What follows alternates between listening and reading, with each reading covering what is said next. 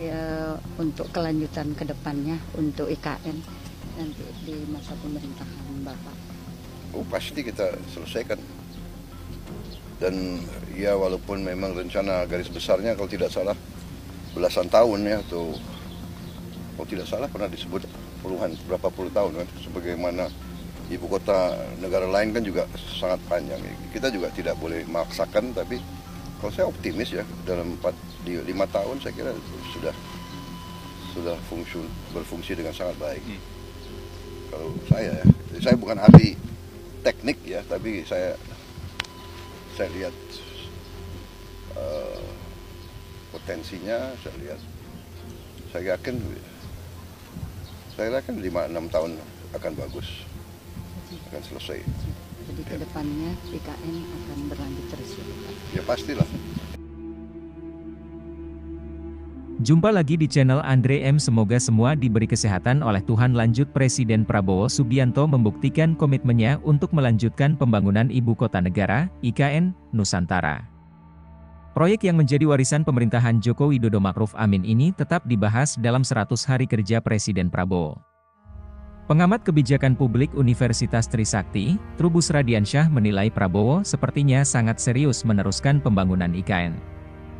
Terlihat dari adanya alokasi anggaran pembangunan IKN untuk periode 2025 hingga 2029 yang mencapai 48,8 triliun rupiah. Prabowo melaksanakan perintah undang taat pada konstitusi kan, yang sudah ditetapkan mengenai IKN.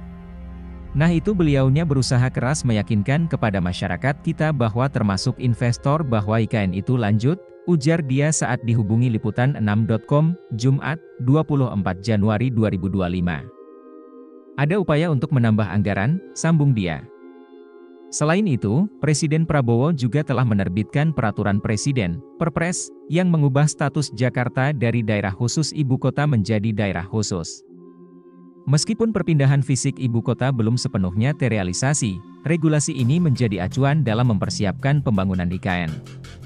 Hanya masalah perpindahannya yang belum. Karena ini masih menyiapkan infrastrukturnya, ujar dia. Lebih lanjut, Trubus juga mengingatkan agar pemerintah tidak sepenuhnya bergantung pada investor swasta dalam proyek ini. Ia menilai konsep kerjasama antara pemerintah dan badan usaha, KPBU, akan lebih efektif, dengan pemerintah tetap memegang kendali penuh.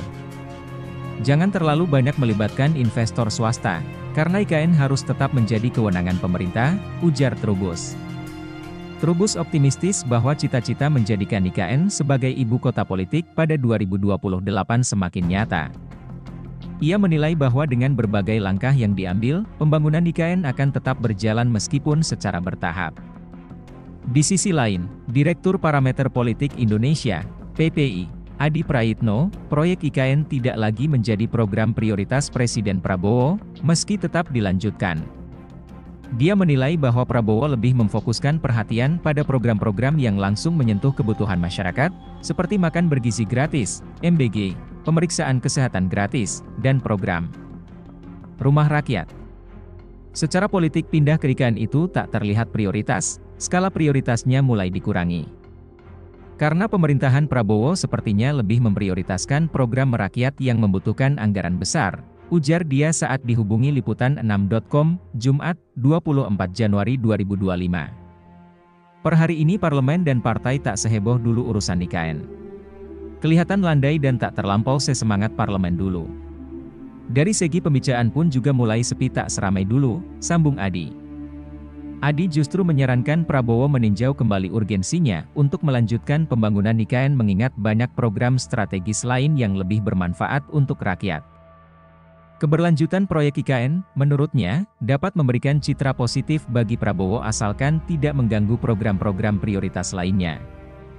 Jika IKN mengganggu program-program lain, itu bisa berisiko negatif bagi citra Prabowo di mata publik.